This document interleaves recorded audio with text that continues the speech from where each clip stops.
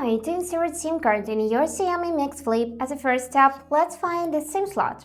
So, on this device, it is located right on the bottom of the phone, and you can see this little hole in it. So to open it, we will need to take the ejector, which goes in a complete with the device, or you can use any other one you have, or even a needle, but be careful so you won't damage the slot. And now we need to insert it in this hole, like that. Then slightly press till the slot will be half opened. And now we need to simply pull it out using our nails. And after that, you'll see the SIM card's first slot and the second one. So this phone supports dual SIM cards.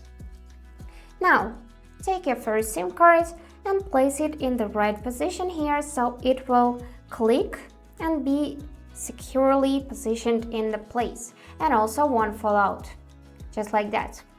Now we need to put it back in the phone and close the tray. And after that, if you have a SIM card's PIN code, you will need to enter it, but if not, you will immediately see those signal bars in this upper right corner indicating that the SIM card was inserted correctly. You can also go in the settings, then in mobile networks, and here you would see the information about your first SIM card. So that's it for today. Hope this video was helpful and thank you for watching.